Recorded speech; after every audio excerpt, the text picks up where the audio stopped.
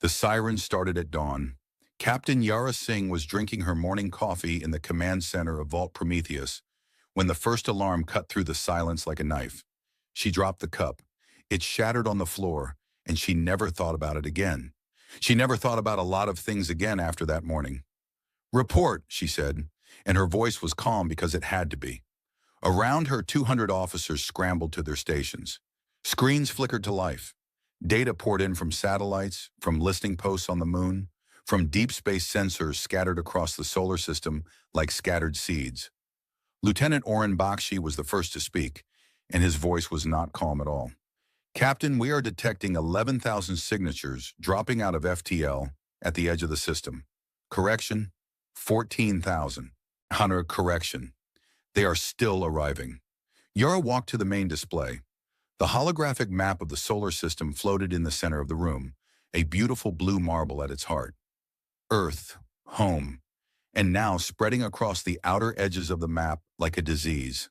Thousands of red dots appeared, then thousands more, then so many that the computer stopped counting them individually and simply colored entire sections of space red. The Jacare Dominion had come. Yar had known this day would come. Everyone in Vault Prometheus had known. That was the whole point of the Vault. 3 years ago, when humanity first made contact with the galactic community, the joy had lasted exactly 11 days.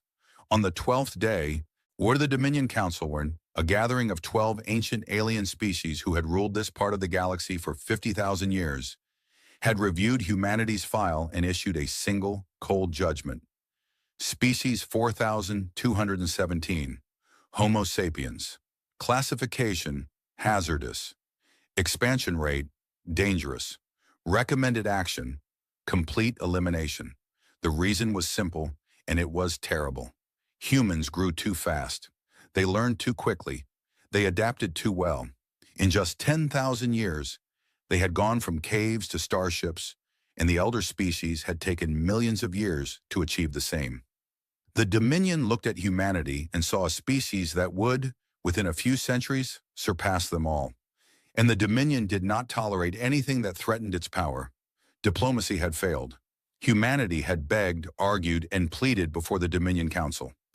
They had offered peace treaties, technology sharing, even voluntary limitations on their expansion. The Council had listened politely and then voted. The vote was unanimous. 12 species, 12 votes, 12 cold confirmations of death.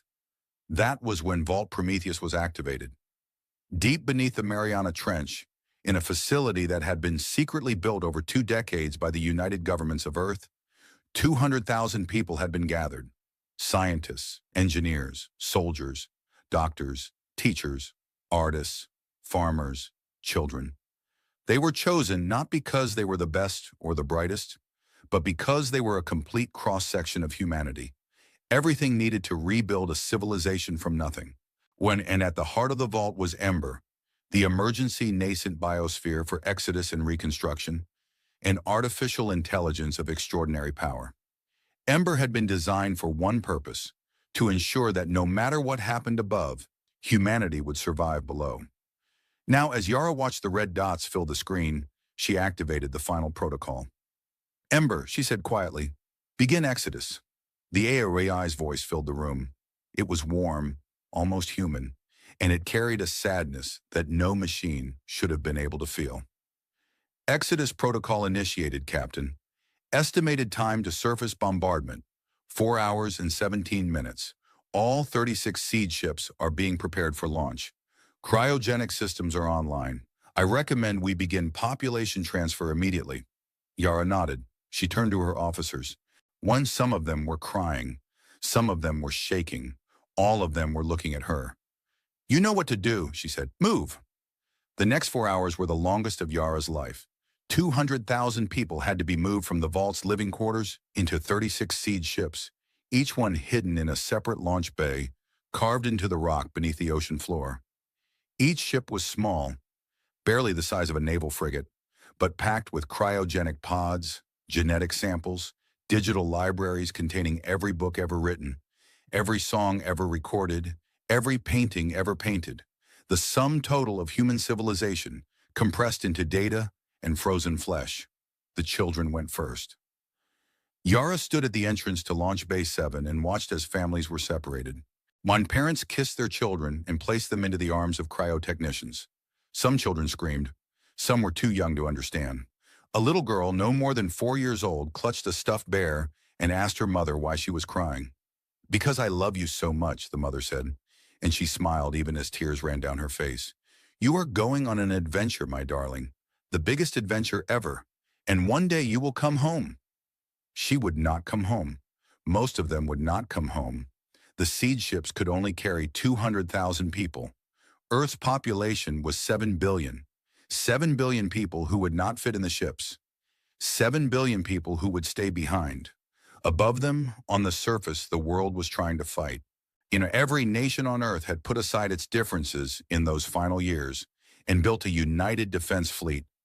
2,000 warships, the finest humanity had ever produced, rose to meet the Dominion Armada. They fought with everything they had. Pilots flew missions they knew were suicide. Captains rammed their ships into enemy vessels. Ground-based weapons fired until their barrels melted. It was not enough. It was never going to be enough. The Dominion fleet outnumbered humanity's by a factor of 50, and their technology was thousands of years more advanced. Human ships were destroyed by weapons they could not even detect. Shields that humanity thought were impenetrable were cut through like paper. The battle in orbit lasted 90 minutes. By the end, not a single human warship remained. Then the bombardment began. Yara watched it on the deep ocean sensors, and she felt something inside her break. Kinetic rods, tungsten pillars the size of skyscrapers, accelerated to a fraction of the speed of light, struck the surface. Each impact carried the energy of a nuclear weapon. They hit the cities first: New York, London, Tokyo, Beijing, Mumbai, Cairo, São Paulo, Moscow. One by one, the great cities of Earth were turned to dust and fire. Then came the antimatter warheads, and the cities were no longer dust. They were glass. Molten, glowing glass that spread across the continents like burning rivers. The heat was so intense that the oceans nearest to the impact zones began to boil. Steam rose in columns so vast they could be seen from space. And finally, the biodissolvers, a Dominion weapon designed specifically for organic life. A fine mist, deployed from low-orbit drones, that broke down living tissue at the molecular level. It drifted across the burning continents like a gentle rain, and everything it touched simply ceased to be.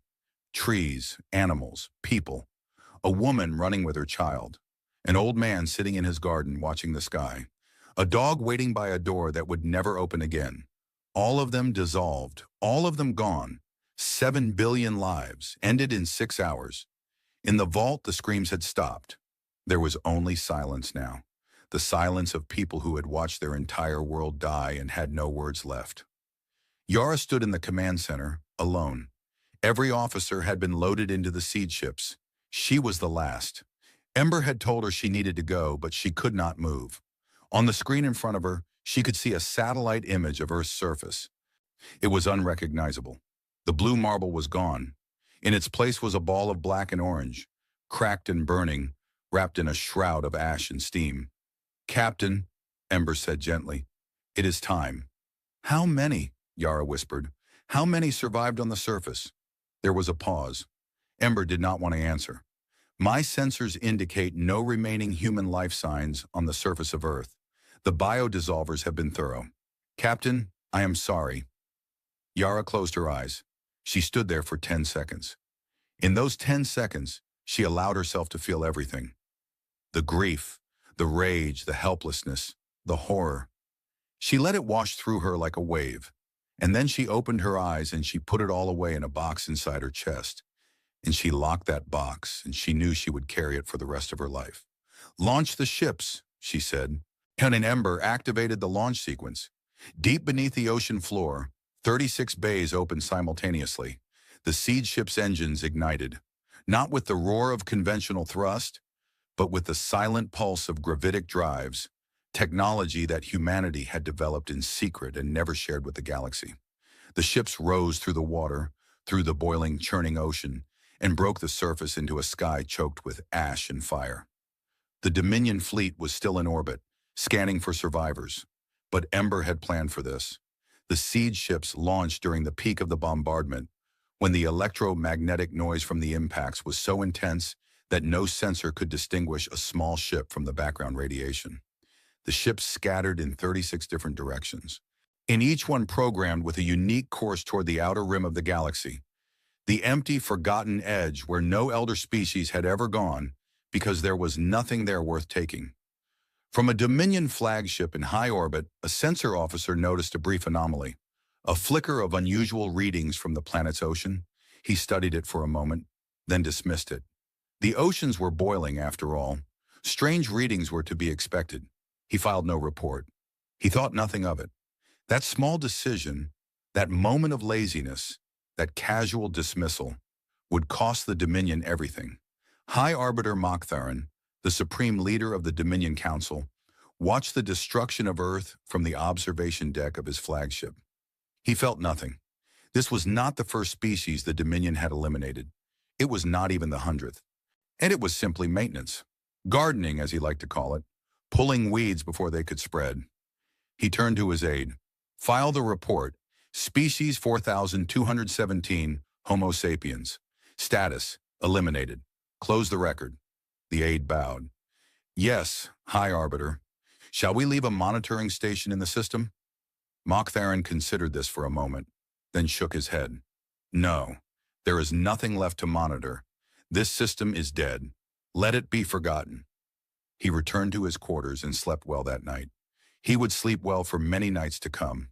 He would die of old age, comfortable and content, never knowing what was coming. Never knowing that in the dark between the stars, 36 tiny ships were carrying the seeds of his Dominion's destruction.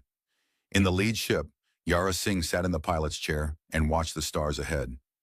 Behind her, in rows upon rows of cryogenic pods, her people slept, frozen, preserved, waiting. In the ship's cargo hold, sealed containers held soil samples from every continent on Earth, genetic material from 10,000 species of plants and animals, and a small vial of ocean water collected from the Pacific on the last day it existed. Ember's voice came through the speakers, quiet and steady. Course is set, Captain. Destination, Outer Rim Sector 7742. Estimated travel time, 47 years. Shall I prepare your cryogenic pod? Not yet, Yara said. She reached into her pocket and pulled out a handful of dirt. She had scooped it from a planter in the vault's garden. The last garden on Earth, now buried under a kilometer of boiling ocean. She held it in her palm and looked at it. Just dirt. Brown, ordinary dirt. But it was from Earth. And that made it the most precious substance in the universe. She closed her fist around it. Ember, she said, I want you to create a file. Call it the Remembrance Protocol. I want every ship, every colony, every generation that comes after us to know what happened today. I want them to remember every city, every name, every face. I want them to remember the sound of the sirens and the color of the sky when it burned. I want them to remember the mother who told her daughter she was going on an adventure. I want them to remember all of it, every single detail, forever. Understood, Captain. And the purpose of this file? Yara stared at the stars.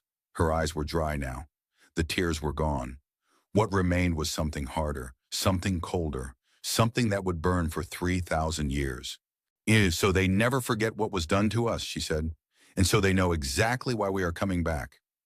Ember was quiet for a moment. Then softly, shall I include a designation for the future action, Captain? For the records? Yara thought about it. She thought about the fire in the glass and the 7 billion voices silenced in a single afternoon. She thought about the little girl with the stuffed bear. She thought about the mother's smile. Call it the reckoning, she said. She placed the dirt carefully into a sealed container, labeled it with a date and the words Earth Last Day, and set it on the console beside her. Then she stood, walked to her cryogenic pod, and lay down inside it. Wake me when we arrive, she said. The pod closed. The cold wrapped around her like a blanket, and as she drifted into the long sleep, the last thought in her mind was not of revenge. It was of a blue marble hanging in the black, the most beautiful thing she had ever seen, and the knowledge that it was gone, but not forever. Nothing was forever, not even death, not even for a species. The ship flew on into the dark. Behind it, Earth burned. The Dominion celebrated. The galaxy moved on and forgot that humans had ever existed. And in the silence between the stars, 36 ships carried the future. And the future was patient. And the future remembered everything. The first world they found was a nightmare. Kepler 9917b sat at the very edge of the galaxy, a cold and angry rock orbiting a dim red star that barely deserved the name. The atmosphere was thin and full of carbon dioxide. West the surface temperature swung between -80 at night and a blistering 60 during the day. The soil was mostly iron dust and volcanic glass. Nothing grew there. Nothing had ever grown there. Nothing, by any reasonable measure, should ever try to live there. Captain Yara Singh looked at the scanner readings when Ember woke her from cryo-sleep, 47 years after the fall of Earth, and she said 3 words that would define the next 3,000 years of human history. This will do. She was 71 years old now in biological terms, 47 of those years spent frozen, and she moved slower than she used to, but her mind was sharp, and her will was iron. She called a meeting of the ship captains, 36 voices connected by encrypted quantum links across the vast distances between the scattered seed ships. "We have arrived at the edge," she told them. "The places we have found are hard. They are ugly. They will try to kill us. That is exactly why we chose them. The Dominion does not come to places like these. There is nothing here they want, and that is our advantage. We will hide in the places no one wants. We will grow in the dirt no one values. And we will become something the galaxy has never seen." Not everyone agreed. Captain David Okafor of Seed Ship 12 argued that they should find better worlds, push a little closer to the galactic center where conditions were kinder. Yara shut him down immediately. "Kind worlds are watched worlds," she said. "The Dominion monitors every habitable planet within 10,000 light years of their borders. We go where they do not look. And we suffer now so our grandchildren can be strong." That became the first principle of what would later be called the Crucible Doctrine. Suffering was not something to be avoided. It was a tool. It was the fire that would forge humanity into something unbreakable. The colonization of Kepler 9917b, renamed New Dawn by its settlers, was brutal. The first year alone killed 1,100 people. The thin atmosphere meant that any breach in the habitat domes was fatal within minutes. The temperature swings cracked the concrete of their first buildings. The iron dust got into everything: lungs, machinery, food supplies. Children developed respiratory problems. Water had to be extracted from deep underground ice deposits using drills that broke constantly. But they survived. Humans had always been good at that. Ember coordinated everything. The AI ran the life support systems, managed the resource distribution, and, most importantly, maintained contact between all 36 colony ships as they settled on their own terrible worlds across the outer rim. Some found frozen moons, others landed on worlds with crushing gravity or toxic atmospheres. One group settled inside a hollowed-out asteroid, building their entire civilization in a spinning rock barely 20 kilometers across. Every colony struggled. Every colony lost people. But not one colony failed. Yara Singh did not live to see the 2nd century. She died at the age of 103, sitting in a chair on the observation deck of the New Dawn colony, looking out through the dome at the red-brown landscape she had turned into a home. Her last words spoken to her granddaughter were simple: "Do not forget, do not forgive, and do not stop building." Her granddaughter, Mira Singh, became the first leader of the Remembrance Council. The Remembrance Council was the governing body of what was now being called the Terran Revenancy, the scattered, hidden nation of humanity. It was not a democracy, not exactly. It was something more focused than that. The council had one founding law, carved into the wall of every meeting hall on every colony world: "We do not forget and we do not forgive." This was not about hatred, though hatred was certainly part of it. It was about purpose. The council understood that a scattered people, living on harsh worlds at the edge of nowhere, needed something to hold them together, something bigger than survival. And so the memory of Earth, the grief, the rage, and not the injustice, where it became the glue that bound humanity into a single, focused civilization. Every year on the anniversary of Earth's destruction, every human colony observed the Ash Remembrance. It was a simple ceremony. Every person, from the oldest elder to the youngest child, would gather in the largest open space available.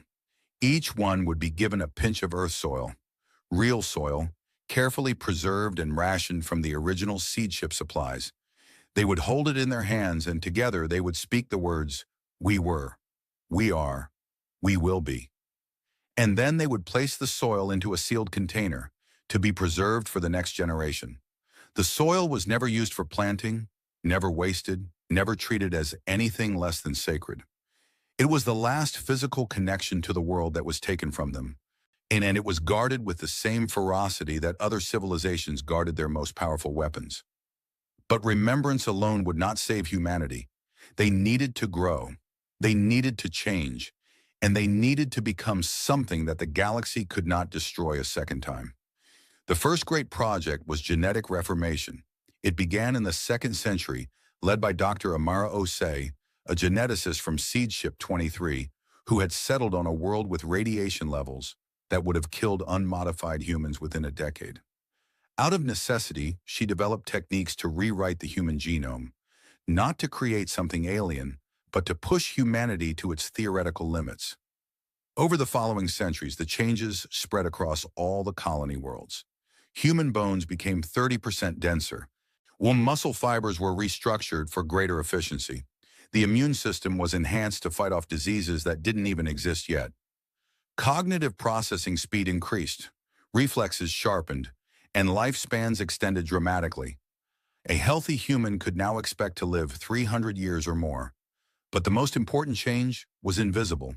Dr. Osei and her successors altered the human stress response. The old fight-or-flight mechanism was refined, sharpened, made more controllable. A modified human could experience extreme fear and still think clearly.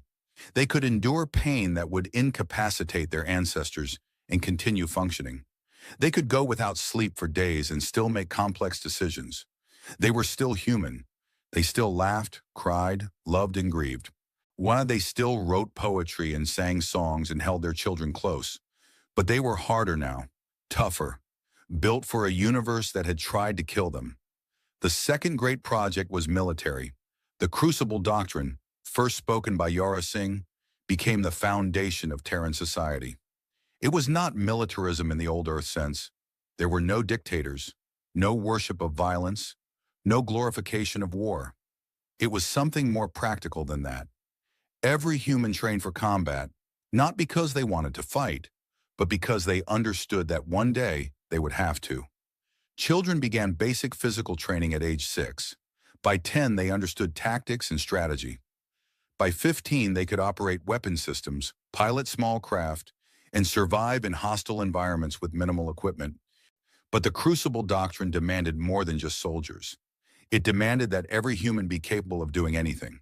Poets learned to fight. Farmers learned to command ships. Scientists designed weapons between their research papers. Engineers could switch from building bridges to building fortifications without breaking stride. Every human was a specialist in their chosen field and a generalist in everything else. The idea was simple. If you attacked one part of the Terran revenancy, every single person you encountered would be capable of fighting back. There were no soft targets. There were no civilians in the traditional sense. There were only people who hadn't started fighting yet. The third great project, and the one that would change everything, was technology. In the old galaxy, the Dominion controlled technological development through a system of treaties and agreements. The elder species shared certain technologies with each other and with younger species, but always with limitations, always with controls. The result was that galactic technology had been essentially stagnant for thousands of years. Ships were fast, but not too fast. Weapons were powerful, but not too powerful. The Dominion liked it that way. Stagnation meant stability, and stability meant their power was never threatened. Humanity was not part of those treaties.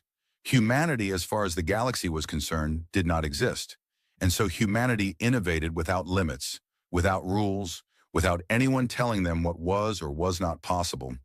The breakthroughs came one after another, each one building on the last. In the 4th century, Doctor. James Tanaka cracked zero-point energy, the ability to draw virtually unlimited power from the quantum vacuum itself. Overnight, every energy problem humanity had ever faced simply vanished. Colonies that had struggled with power for generations suddenly had more energy than they knew what to do with. Manufacturing exploded, construction accelerated, the impossible became routine. In the 7th century, a team of physicists on the asteroid colony of Haven developed the slipstream drive. The Dominion's faster-than-light technology was based on warp fields, bending space around a ship to move it faster than light.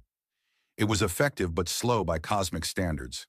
A Dominion ship could cross the galaxy in about 2 years. The slipstream drive did not bend space. It cut through it. A human ship could cross the same distance in 3 days. In the 12th century, weapons technology took a leap that would have terrified the Dominion if they had known about it. Dr. Lena Vasquez, or an ancestor of the woman who would one day lead humanity's return, developed the resonance cannon. The weapon worked by generating a specific harmonic frequency that destabilized the nuclear fusion process at the core of a star. In theory, a sufficiently powerful resonance cannon could cause a star to go nova. In practice, even a small one could dim a star enough to freeze an entire solar system. The Terran Revenancy had built a weapon that could kill suns. They built it, tested it on an uninhabited system, confirmed that it worked, and then locked the designs away in Ember's most secure files. It was not a weapon to be used lightly. It was a weapon to be held in reserve, a final argument. A reminder to anyone who might threaten humanity again that the cost of doing so would be unimaginable. By the 30th century, nearly 3,000 years after the fall of Earth, the Terran Revenancy was unrecognizable from the desperate refugees who had fled a burning planet. 47 worlds, spread across the outer rim, formed a hidden empire connected by slipstream corridors that the Dominion could not detect. 12 billion humans lived on those worlds, a population that had grown slowly and carefully, each generation raised with purpose and discipline. 10,000 warships built inside hollowed-out asteroids and hidden moons waited in silent docks for the order that everyone knew would eventually come.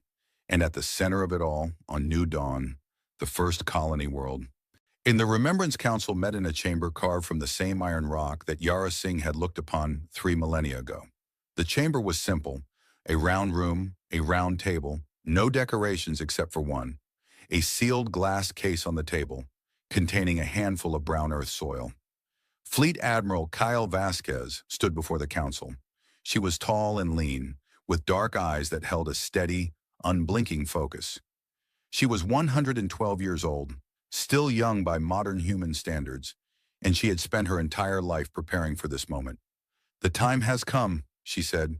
Her voice was quiet, but it carried to every corner of the room. "Ember has completed its analysis. The Dominion is at its weakest point in 8,000 years. Their military has not fought a real war in over 2 millennia. Their fleet is ceremonial. Their soldiers are trained for parades, not battles. Their sensor networks have not been upgraded in centuries because they believe there is no threat." She paused and looked around the table. 24 council members looked back at her. Some were old, some were young. All of them carried the same expression. The focused, patient intensity that 3,000 years of the Crucible Doctrine had bred into every human alive. "We have waited long enough," Vasquez said. "Our grandmothers' grandmothers' grandmothers fled Earth in the dark, carrying nothing but dirt and grief and a promise. We are the fulfillment of that promise. Every ship we have built, every weapon we have forged, every child we have raised and trained, all of it has been for this." She placed her hand on the glass case that held the Earth soil. "Torn, I am requesting authorization to begin Operation Reckoning." The vote was unanimous. 24 hands raised without hesitation. 3,000 years of patience, discipline, and preparation had led to this single moment, and not one person in that room had any doubt about what came next. Vasquez nodded. She turned to the communication officer standing by the door. "Send the signal to all 47 worlds," she said. 2 words. The officer straightened. "Yes, Admiral. What words?" Vasquez looked at the Earth soil one last time. She thought of Yara Singh, who had named this operation 3,000 years ago. She thought of the 7 billion who had died. She thought of the mother who had told her daughter she was going on an adventure. "We remember," she said. Within the hour, the signal reached every corner of the Terran Revenancy. On 47 worlds, 10,000 warships powered up their engines for the first time. 12 billion humans looked up at the sky and knew that the long waiting was over. The Dominion had forgotten about humanity 3,000 years ago. They were about to be reminded. The first thing to disappear was Outpost Valon 12. It was a small station, barely worth mentioning. A monitoring post on the far edge of the Ja'Kari Dominion's territory, staffed by 18 Veloxi technicians whose primary job was to watch empty space and file reports that nobody read. The outpost had been running for 600 years without anything interesting ever happening. The technicians played games, complained about the food, and counted the days until their rotation ended. On a quiet evening in the middle of a shift change, Outpost Valon 12 simply stopped transmitting. No distress signal, no explosion detected, no debris on sensors. One moment it was there, a steady green dot on the Dominion's vast monitoring network. The next moment, the dot was gone. Senior Monitor Kethrall, the Veloxi officer responsible for that sector, noticed the gap in his display 3 hours later. He ran a diagnostic. Equipment malfunction, he decided. These old stations were always breaking down. He filed a maintenance request and went back to his meal. The next day, Outpost Valon 7 went dark. Then Valon 3 and Valon 19 simultaneously. Then 6 more across the neighboring sector. Then 12 more the day after that. By the end of the week, 31 outposts along the Dominion's outer border had vanished without a trace. No wreckage, no energy signatures, no bodies. Or just silence where there had been signals. Now people were paying attention. High Arbiter Thalvin received the reports in his chambers on Athara Prime, the jewel of the Dominion, a planet of crystal towers and floating gardens that served as the capital of the 12 elder species. He was old even by the standards of the long-lived Ja'Kari, and he had led the Dominion Council for nearly 2 centuries. He had never fought a war. He had never needed to. The Dominion's power was so absolute, so unquestioned, that the very concept of a military threat had become almost theoretical. He read the reports carefully and then set them aside. "Sensor degradation," he said to his aide, a young Ja'Kari named Velshan. "These outer stations are ancient. Have the engineering corps schedule replacements." "High Arbiter," Velshan said carefully. "On 31 stations in 9 days. The pattern suggests old equipment failing in sequence, as old equipment does." Thalvin waved a thin, 4-fingered hand. "Do not look for monsters in the dark, Velshan. There is nothing out there. There has not been anything out there for 3,000 years. He was wrong, of course. He was catastrophically, historically, permanently wrong. But he did not know that yet. 100 light-years away, Fleet Admiral Kyle Vasquez stood on the bridge of the TNS Remembrance, the flagship of the Terran Revenancy fleet, and studied the tactical display with quiet satisfaction. The outpost elimination phase was proceeding exactly as Ember had predicted. 31 stations destroyed in 9 days, each one taken out by a single stealth corvette that slipped in. It disabled the station's communications, and then dismantled it piece by piece before vanishing back into slipstream. The Dominion hadn't even realized they were under attack. They thought their equipment was breaking down. Vasquez almost smiled. "Phase 1 is complete, Admiral," reported Captain Dar Okafor, her chief of operations and a direct descendant of the David Okafor, who had argued with Yara Singh 3,000 years ago. Unlike his ancestor, Dara never questioned the plan. "All outer monitoring stations in sectors 7 through 19 have been neutralized. The Dominion sensor net has a gap approximately 400 light-years wide along their trailing border. They are blind." "Good," Vasquez said. "Begin Phase 2. And I send the Ashwalkers." The Ashwalkers were the Terran Revenancy's elite special forces, small teams of 6 to 12 operators who specialized in infiltration, intelligence gathering, and surgical strikes. Their name came from the Ash Remembrance Ceremony, and each Ashwalker carried a small vial of earth soil on their person at all times. They were the best-trained humans alive, capable of operating for months behind enemy lines without support. And they were about to do something that no one in the galaxy had ever attempted. They were going to infiltrate the Dominion from the inside. Over the next 3 months, Ashwalker teams slipped through the gap in the sensor net and spread across Dominion space like ghosts. They wore holographic disguises that made them appear as members of various elder species. They spoke the languages perfectly. Ember had spent centuries analyzing intercepted Dominion communications. They moved through Dominion society undetected, gathering intelligence, mapping fleet positions, identifying weaknesses, and, most importantly, placing quantum communication devices in key locations throughout the Dominion's infrastructure. When the time came, humanity would not just attack the Dominion, they would shut it down from the inside. But before the attack, there was one more thing Vasquez wanted to do. Something that was not strictly necessary from a military standpoint. Something that was personal. She wanted them to know. She wanted the Dominion to know who was coming and why. The transmission was sent on a Tuesday. It came from nowhere, or rather, it came from everywhere. Mind the Ashwalkers had placed relay devices across every major communication hub in the Dominion, and at exactly the same moment, those devices activated and broadcast a single message on every frequency, in every language, to every inhabited world in Dominion space. The first part of the message was not words, it was a sound. Specifically, it was a recording made 3,000 years ago by Ember's atmospheric sensors, the sound of wind blowing across the glassed, dead surface of Earth. It was a haunting sound.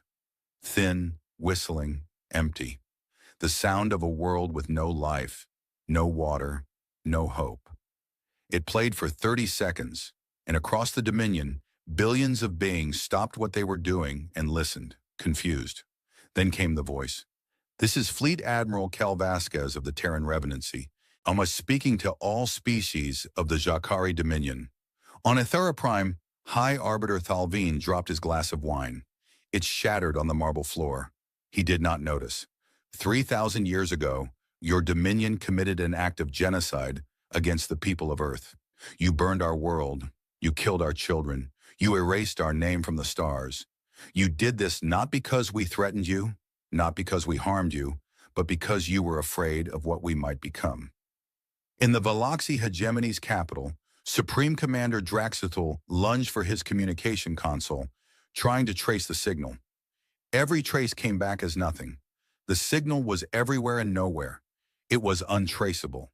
You believed you had succeeded. You closed your files. You forgot us. You slept peacefully for 3,000 years, confident that species 4,217 was dust and memory. Across the Dominion, in military command centers and government buildings and ordinary homes, beings of a dozen different species stood frozen, listening to a voice that should not have existed. "You were wrong." Vasquez paused. When she spoke again, her voice was quieter, but somehow more terrifying. "We survived. We hid in the places you did not bother to look. We grew in the dark, where you could not see us. And we built things you cannot imagine. We are not the same species you tried to destroy. We are what you made us. You taught us that the galaxy is cruel and that mercy is a luxury the weak cannot afford. We learned that lesson well." Another pause, then simply, "We are awake now. We are coming, and we remember everything." The transmission ended. Silence followed. And then, across the entire Dominion, chaos erupted. On Ethera Prime, the Dominion Council was called into emergency session for the first time in 800 years. Thalvin sat at the head of the table, and for the first time in his long life, he looked frightened. Around him, representatives of the 12 elder species shouted over each other, their voices a jumble of fear, confusion, and denial. "It is a trick," said Ambassador Krilthar of the Morvathi, a four-armed insectoid species known for their skepticism. "Some pirate group has found old records and is trying to frighten us." "Species 4,217 was eliminated," said General Varash of the Jacari military, pulling up ancient files on his datapad. "I have the after-action report right here. Total planetary sterilization confirmed. No survivors detected." "Then who sent that message?" demanded Velshan, who had been promoted to senior aide after the outpost disappearances. "And who destroyed 31 of our monitoring stations?" The room went quiet. Nobody had an answer for that. The answer came 6 days later, at the Battle of Valen's Gate. The Valen's Gate system was a strategic choke point.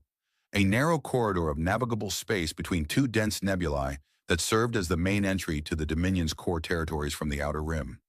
General Varash, taking the human threat seriously despite his skepticism, assembled a war fleet of 800 ships and positioned them at the gate. It was the largest Dominion military mobilization in 2,000 years.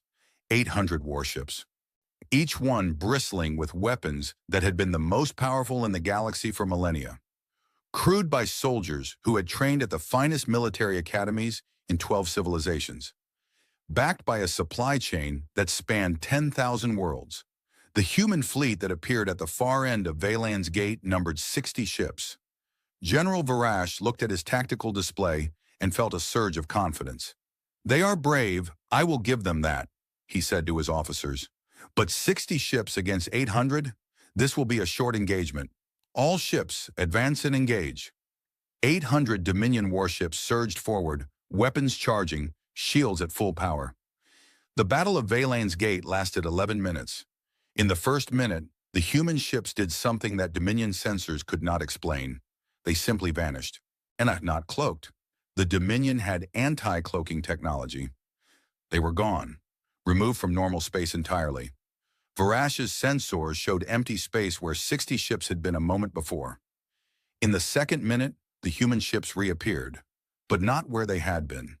They materialized inside the Dominion formation, scattered throughout the fleet like seeds thrown into a field. They had used their slipstream drives to perform micro-jumps, appearing within weapons range of multiple targets simultaneously. No Dominion ship had ever seen anything move like this. It should not have been possible. In minutes 3 through 7, the human ships opened fire. Their weapons were unlike anything the Dominion had ever encountered. Instead of the particle beams and plasma torpedoes that the galaxy had used for millennia, the human ships fired concentrated gravity pulses, compressed singularities that punched through Dominion shields as if they did not exist, and crushed the hulls beneath like aluminum cans.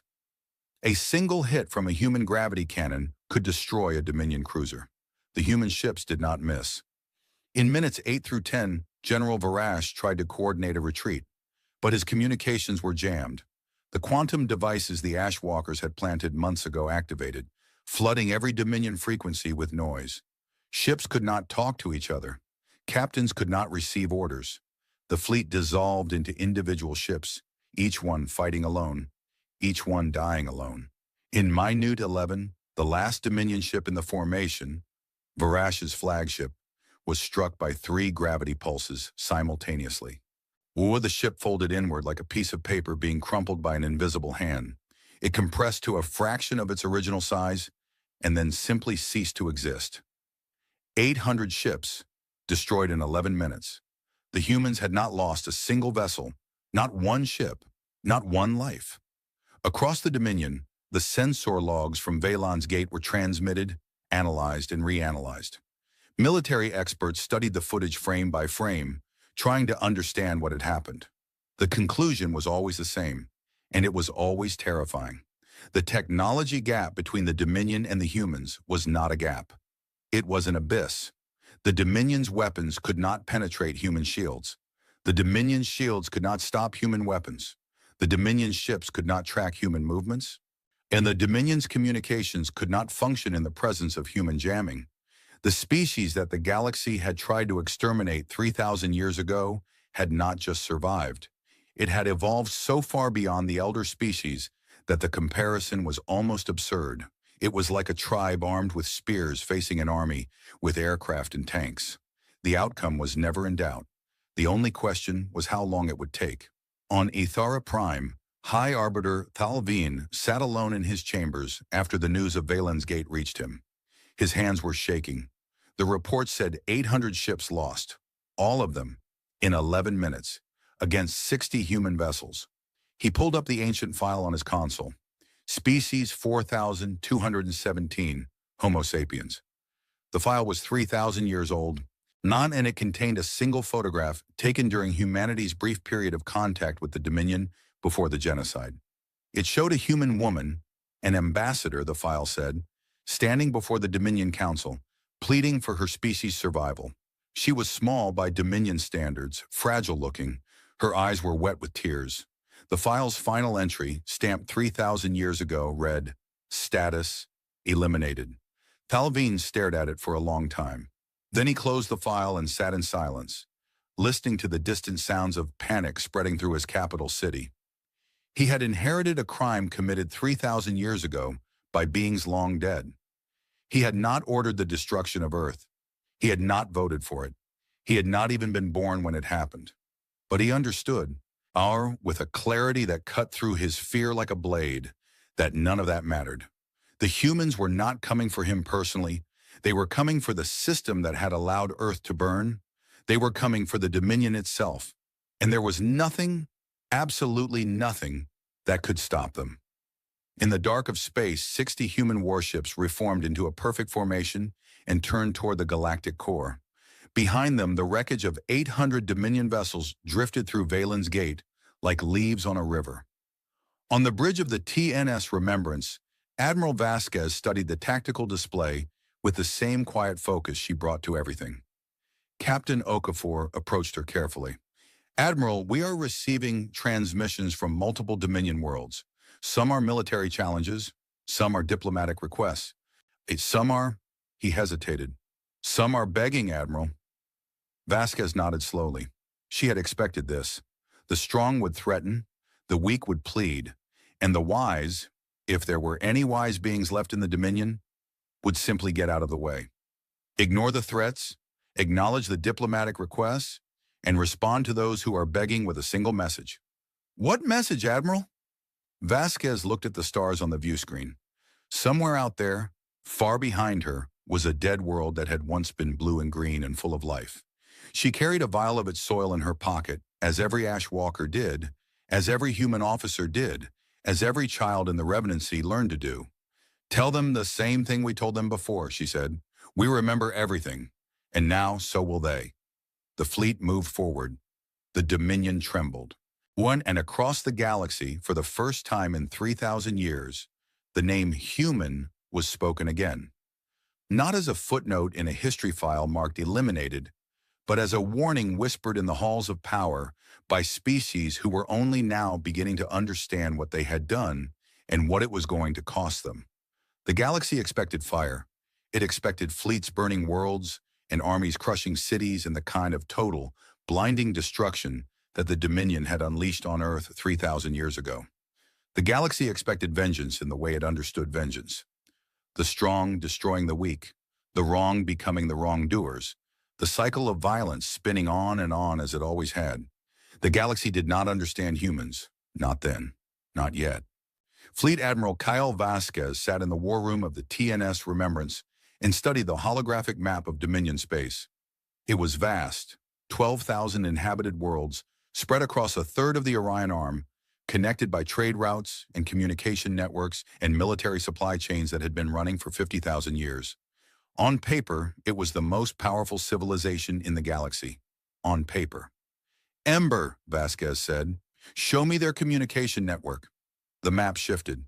Thousands of lines appeared, connecting worlds to relay stations, to satellites, to deep space transmitters. It was a web, intricate, ancient, and completely dependent on a series of central relay hubs. Cut the hubs, and the web would collapse. "How many relay hubs?" Vasquez asked.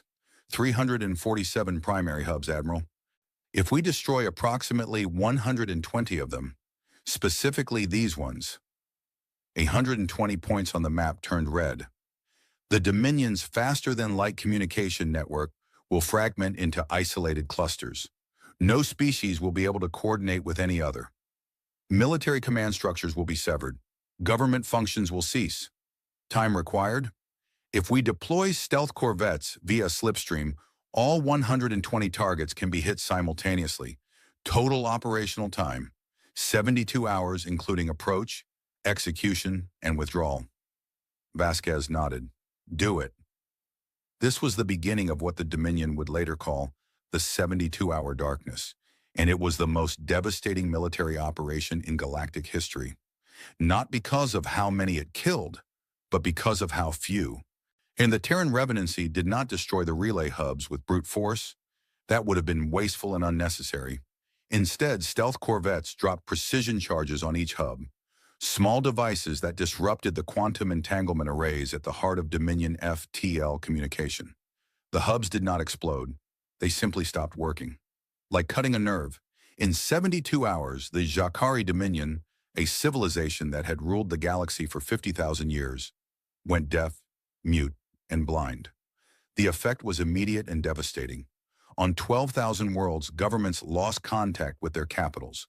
Military commanders could not reach their fleets. Supply convoys did not know where to go. Emergency services could not coordinate. Economies that depended on instant interstellar communication ground to a halt. But the chaos was not random.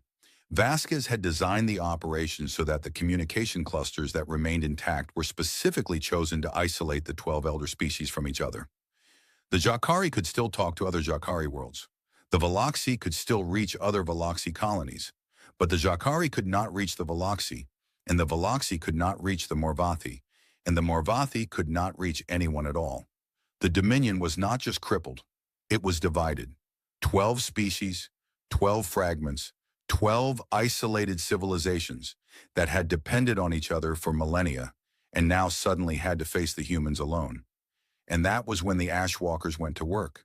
The infiltration teams that had been living inside the Dominion for months activated their final missions. On each of the 12 capital worlds, when Ashwalker teams emerged from hiding and moved with surgical precision toward a single objective, the capture of the ruling council of each elder species. On Ethera Prime, the Jacari capital, a team of 8 Ashwalkers led by Commander Reza Hadid penetrated the Crystal Citadel, the seat of the Jacari government, through a service tunnel that had not been inspected in 3 centuries. The Citadel's security systems, designed to repel armies, were not prepared for 8 humans who moved like shadows and fought like nightmares. Hadid's team reached the council chamber in 14 minutes. They found High Arbiter Thalvin and his 12 senior advisors huddled around a table, trying to re-establish communication with the other species.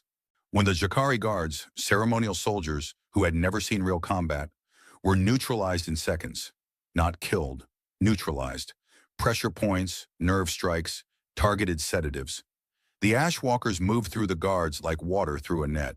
Thalvin looked up from his console and saw Commander Hadid standing over him. Hadid was not large by human standards.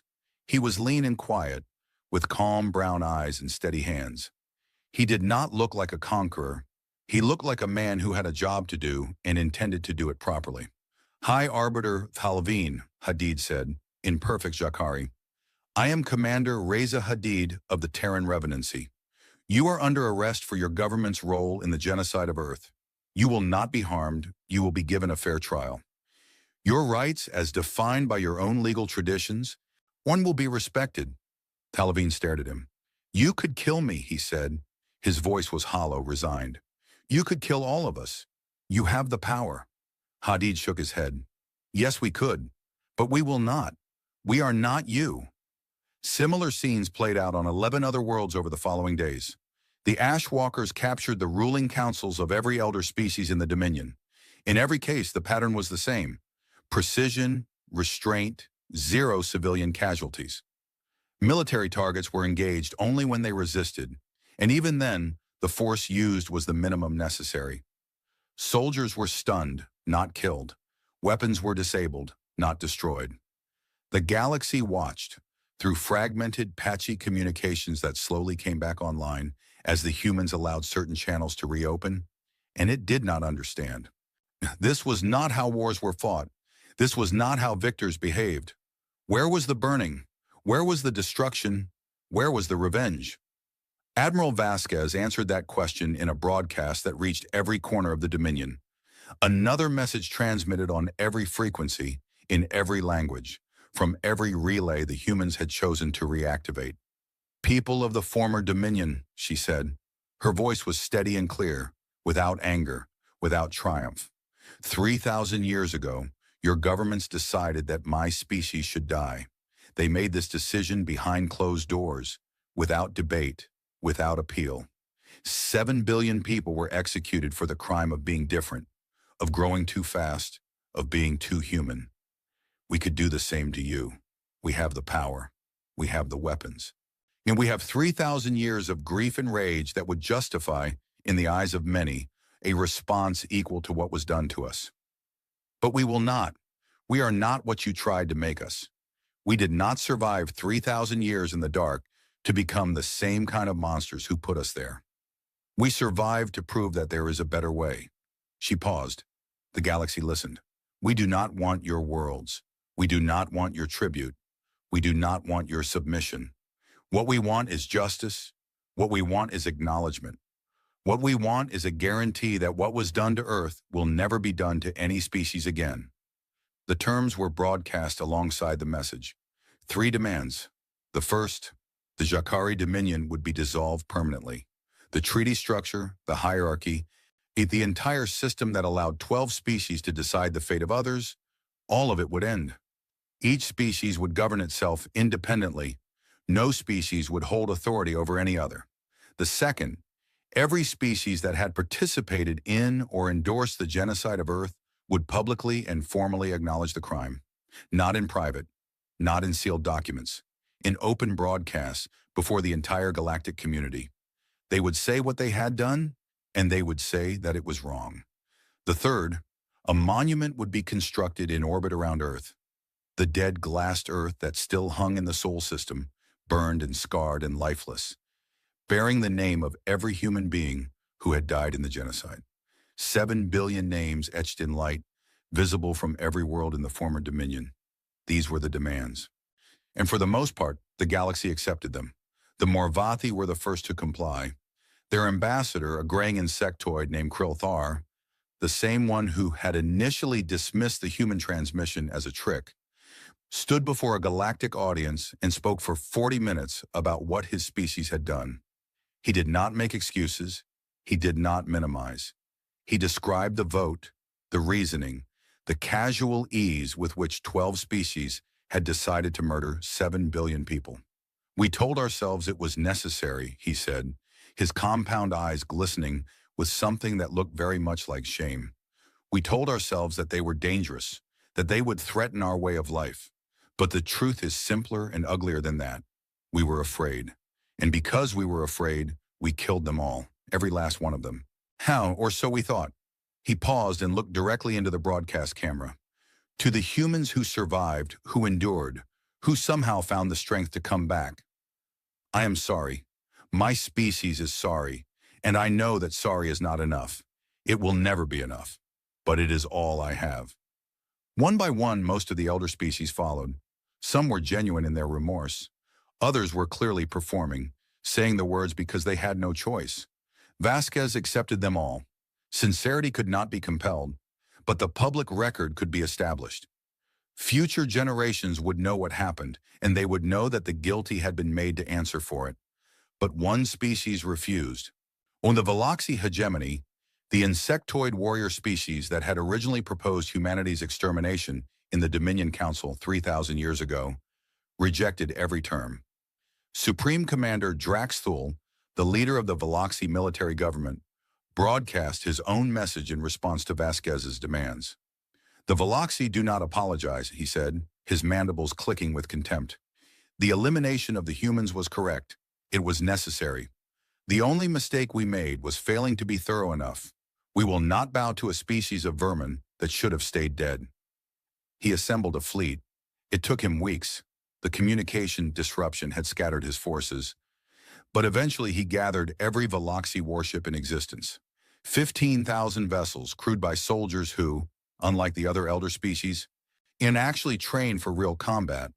The Veloxi were warriors. They had always been warriors. They were the teeth of the Dominion, the species that carried out the dirty work that the others were too refined to do. They had been the ones who actually fired the weapons that destroyed Earth.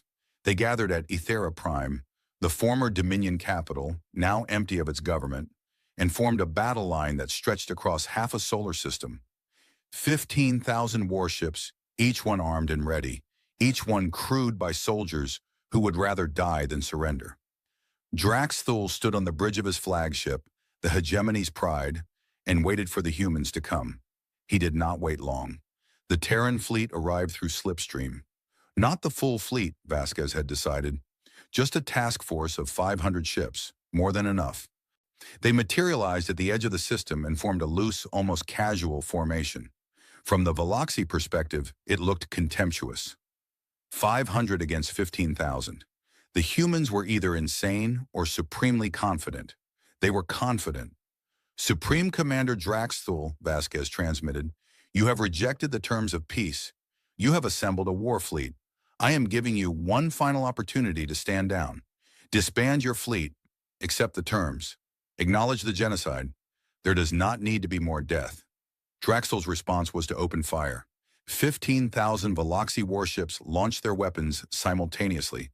A wall of plasma, missiles, and particle beams that turned the space between the two fleets into a storm of light and energy. The barrage struck the human fleet's shields and did nothing. Had absolutely nothing. The shields did not flicker. They did not strain.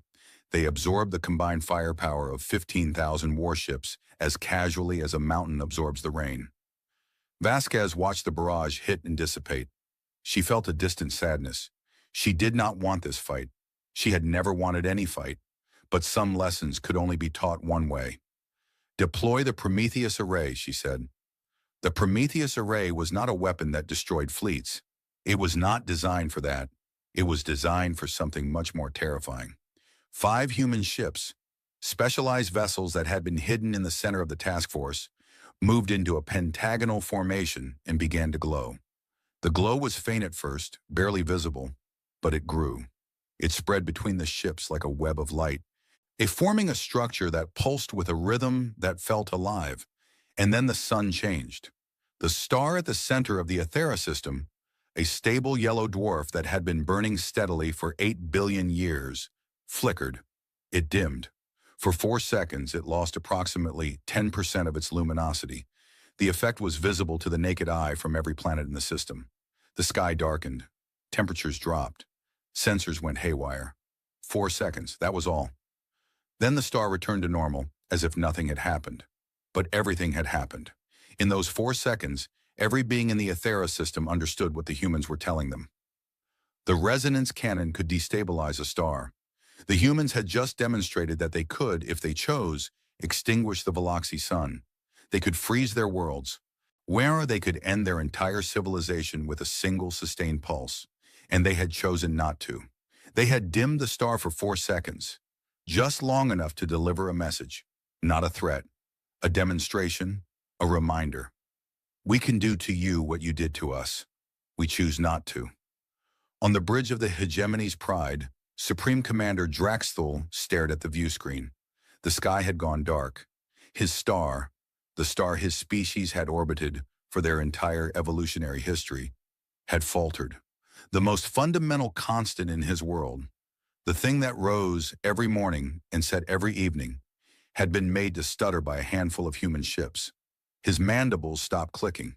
His officers were silent.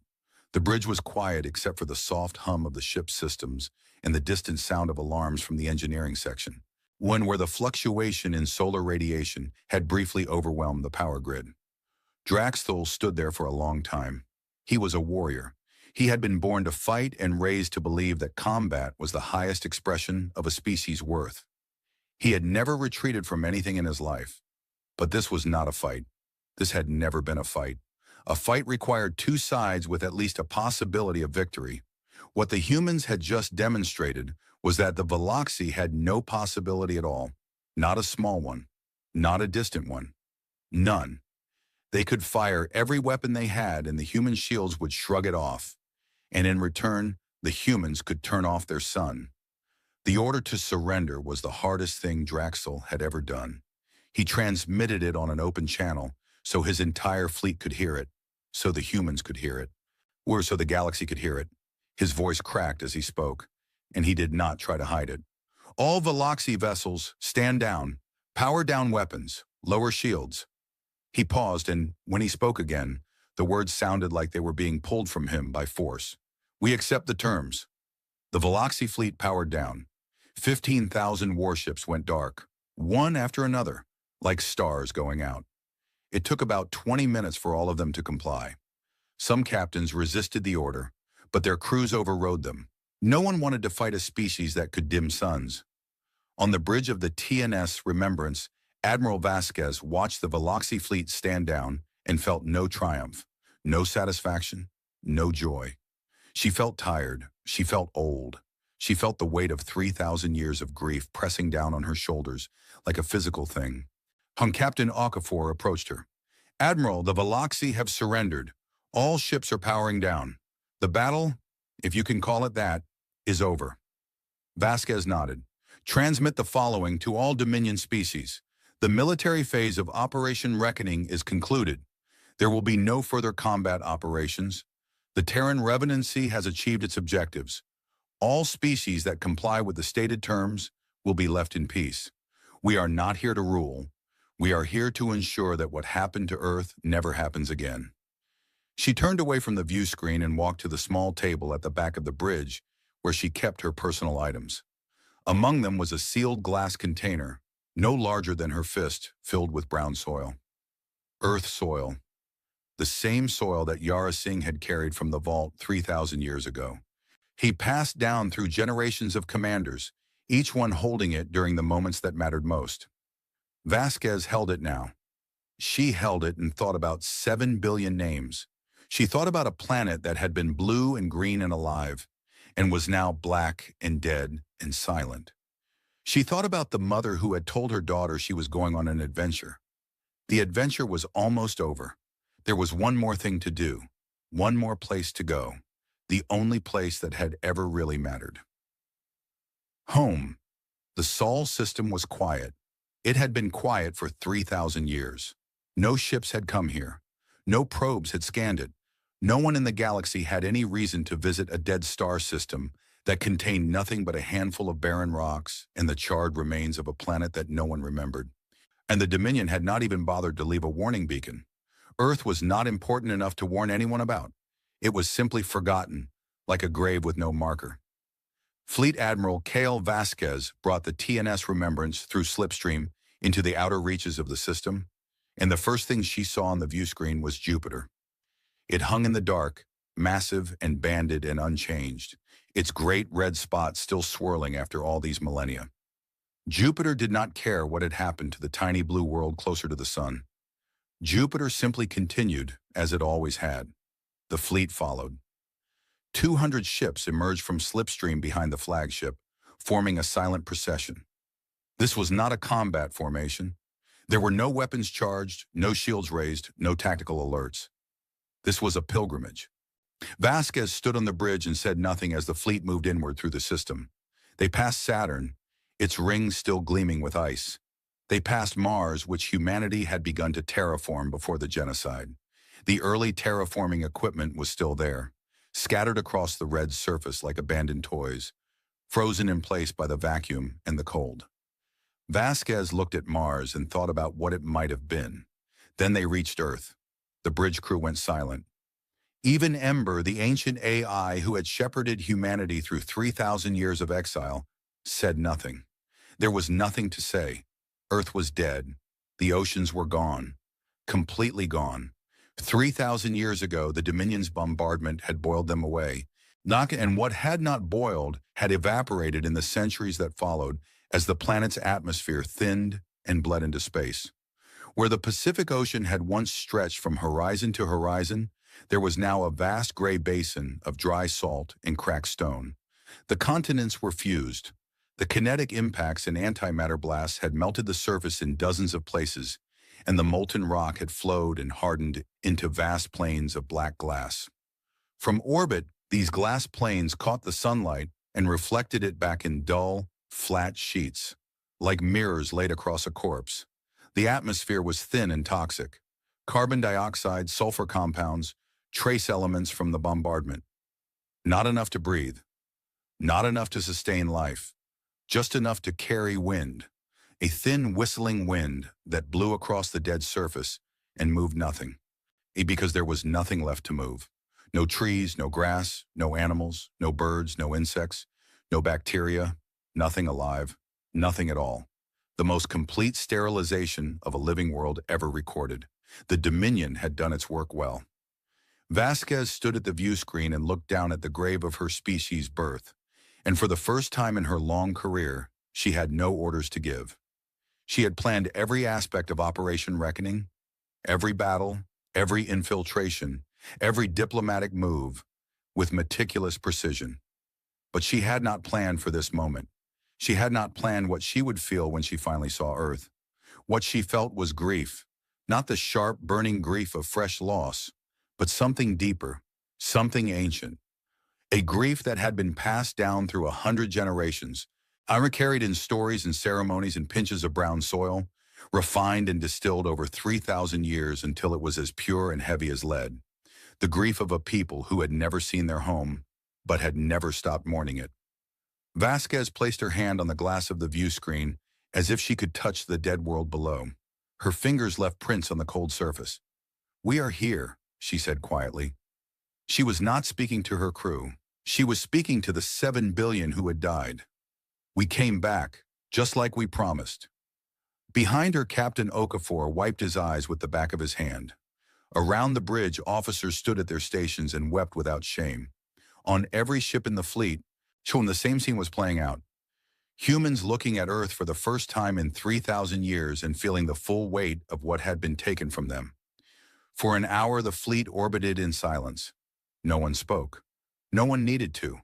The silence was enough. It was the only appropriate response to a wound this deep. Then Ember spoke. The AI's voice came through the speakers softly, gently, with a warmth that 3,000 years had not diminished. Ember had been built to save humanity, and it had done so.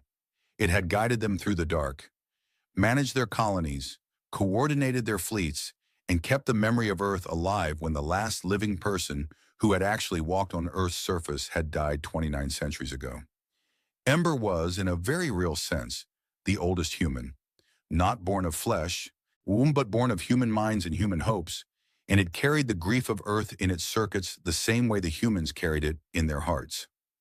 "Admiral," Ember said, "I have been running models of Earth's current condition for the last several hours.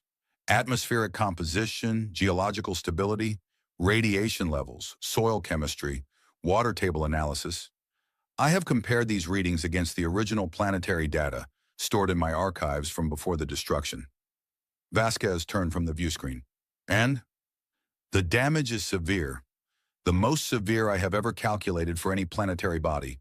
The surface has been effectively sterilized to a depth of approximately 40 meters. The oceans are gone. The atmosphere is not breathable. The magnetic field, however, remains intact. The core is still active. The planet is still geologically alive, Admiral, even if biologically it is dead." Ember paused. In 3,000 years, Vasquez had never heard the AI pause for dramatic effect. It did not do that. It was not programmed for that, which meant this pause was something else, something real. "Admiral, Earth can be healed. It will take time. My models suggest approximately 200 years for a full restoration of a breathable atmosphere, functional water cycle, and basic ecosystem. The genetic samples we have preserved, every plant species, every animal species, every microorganism that was stored in the seed ships, are sufficient to rebuild the biosphere from the ground up. It will not be the same Earth. It cannot be. Too much has been lost, but it can be a living world again." Vasquez closed her eyes. She stood there, in the center of the bridge, with her eyes closed and her hands at her sides, and she breathed. For 3,000 years, every human alive had carried the knowledge that Earth was dead. It was the central fact of their existence, the wound that never healed, the absence that defined them. And now this ancient machine, this faithful guardian that had carried them through the dark, was telling her that the wound could be closed, not erased, never erased, but closed.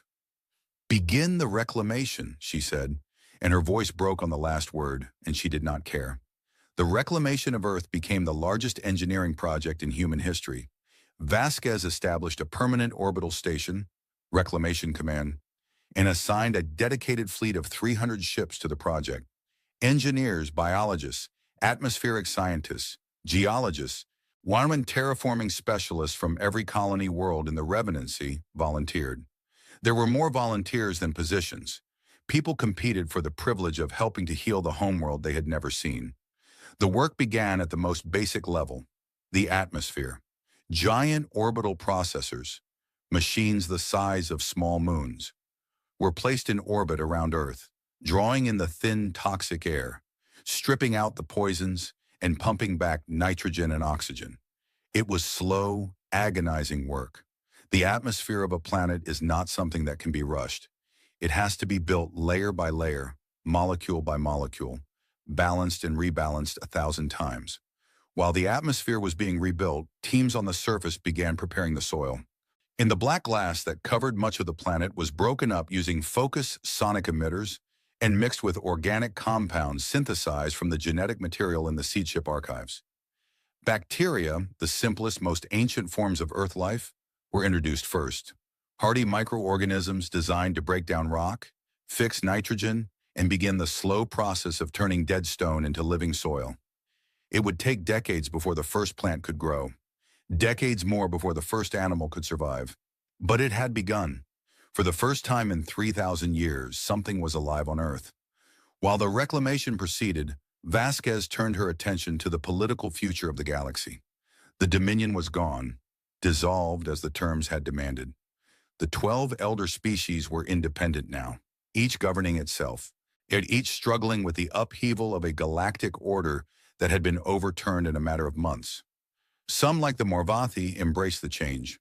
Freed from the rigid hierarchy of the Dominion, they began reforming their societies, opening diplomatic channels with species they had never been allowed to contact before, exploring ideas that the Dominion had suppressed for millennia.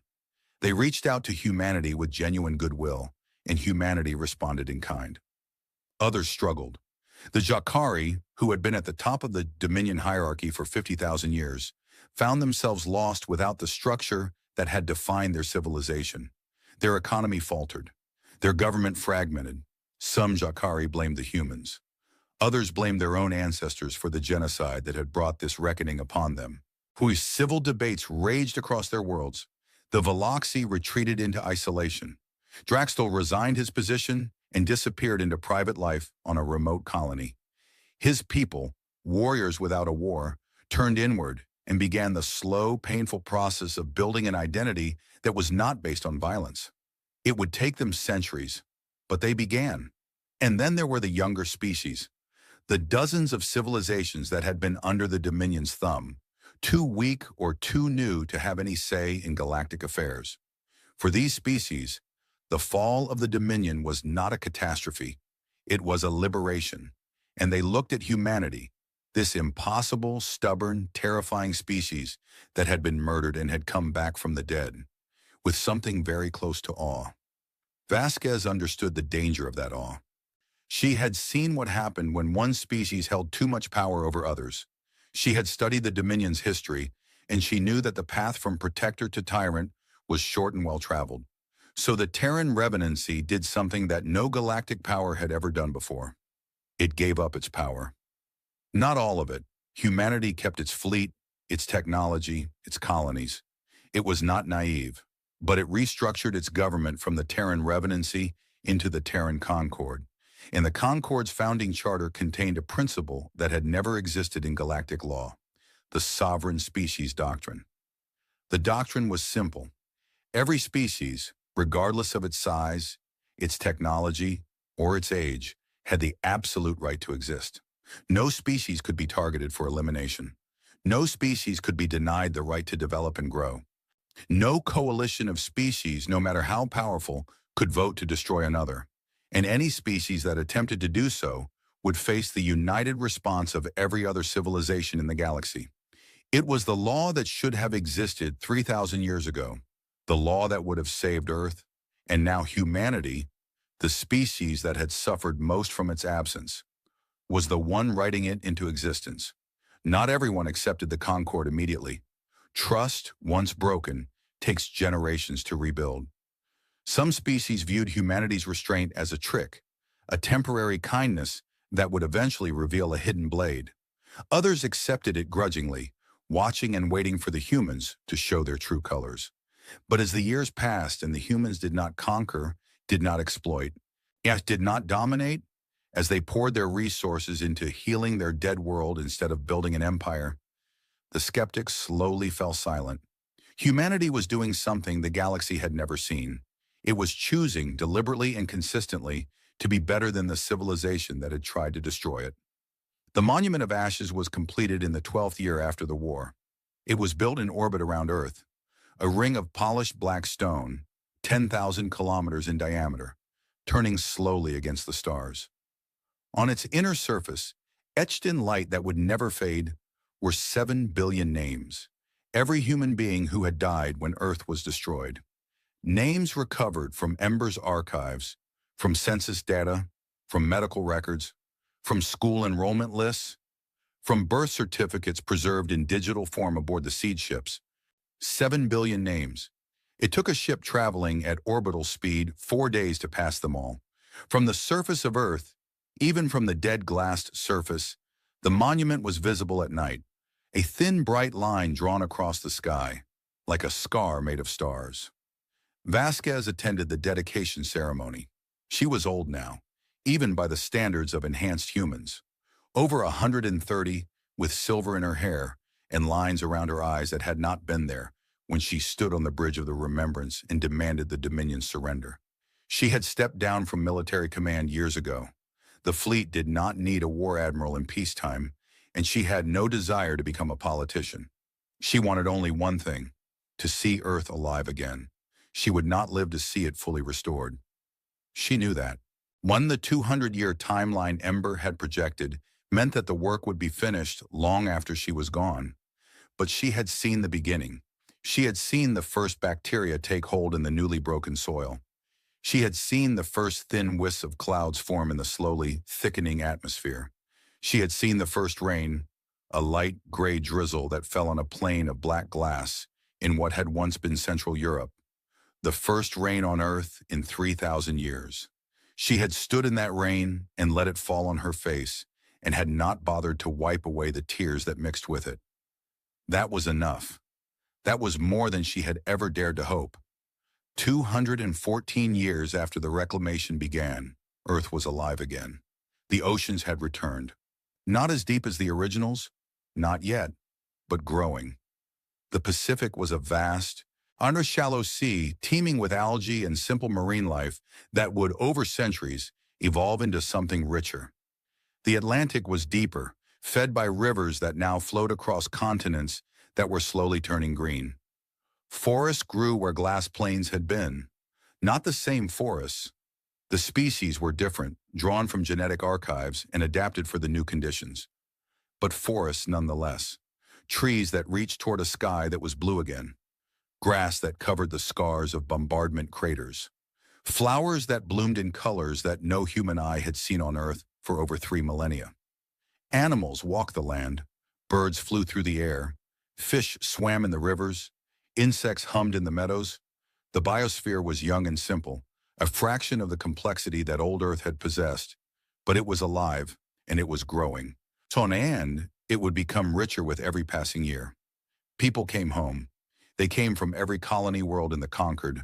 Families who had lived on harsh outer rim planets for generations, who had never known anything but iron dust and thin atmospheres and the constant hum of life support systems. They stepped off their transport ships onto green grass under a blue sky with real wind on their faces, and many of them fell to their knees and wept, because they had heard about this all their lives but had never believed they would see it. Children were born on Earth for the first time in 3,000 years. They grew up under open skies, drinking water that fell from clouds, eating food that grew from soil. They learned about the genocide in school, and they visited the Monument of Ashes on field trips, and they recited the names of the dead, and they understood, in the way that children understand important things, deeply and simply, that the world they lived on was a gift that had been earned with unimaginable sacrifice. In the Sahara, which was green now, a vast grassland dotted with young trees and crossed by a river that had not existed 3,000 years ago, an old woman stood alone in a meadow. Her name was Sarah Vasquez. She was the great-great-grandniece of Kel Vasquez, and she was the last living person who had known the Admiral personally. She was 287 years old, bent and silver-haired but clear-eyed, and she had traveled from New Dawn, the first colony world where she had been born, to Earth because she had made a promise to a dying woman a long time ago. Juan Vasquez had died at the age of 141 in a small house on Reclamation Command Station with a view of Earth through her window. By then, the planet below had the first hints of green, patches of moss and lichen on the broken glass, the earliest signs of the life that would eventually cover the world. She had looked at those green patches every day, and she had smiled, and on the day she died, she had asked her grandniece to do one thing for her. "When the grass grows," she had said, "stand in it for me." Sarah stood in the grass now. It came up to her waist, tall, green, swaying in the warm wind. The sun was setting, painting the sky in shades of orange and gold that she had seen in pictures, but never in person. Above her, the monument of ashes caught the last light of the day and glowed. Oh, a ring of 7 billion names written in fire across the darkening sky. She reached into her pocket and pulled out a small sealed container. Inside was a handful of brown soil, the same soil, or the descendants of the same soil, that Yara Singh had scooped from a planter in Vault Prometheus on the last day of old Earth. It had been passed from hand to hand for 3,000 years, carried across the galaxy and back, held during ceremonies and battles and births and deaths, the most precious substance that humanity possessed. Sarah opened the container. She poured the soil into her palm. She looked at it, just dirt, brown and ordinary, no different from the soil beneath her feet. But it was from before. It was from the world that was, and now she was standing on the world that is. She knelt down and pressed the soil into the earth. She pushed it in with her fingers, mixing the old with the new, letting 3,000 years of memory sink into the ground. The soil of old Earth joined the soil of new Earth, and they became one. She stood up. She brushed her hands on her clothes. She looked at the sky, where the first stars were appearing alongside the thin, bright line of the monument, and she said the words that every human knew, the words that had been spoken every year for 3,000 years, the words that Captain Yara Singh had written into the Remembrance Protocol on the first night of humanity's exile. We were, we are, we will be. The wind carried her voice across the meadow, across the river, across the young forests, in the healing mountains and the slowly filling oceans. It carried it to the ears of the children playing on the banks of the new Saharan River, and to the engineers still working in the orbital stations, and to the ships passing through the Sol system on their way to new destinations in a galaxy that was learning, slowly and imperfectly, to be better than it had been. And somewhere in the quiet databanks of a very old AI, an intelligence that had been awake and watching for 30 centuries, that had guided humanity from the ashes of destruction to the green fields of renewal, that had never once forgotten its purpose. Somewhere in Ember's ancient core, a simple entry was updated. The file read, Species 4000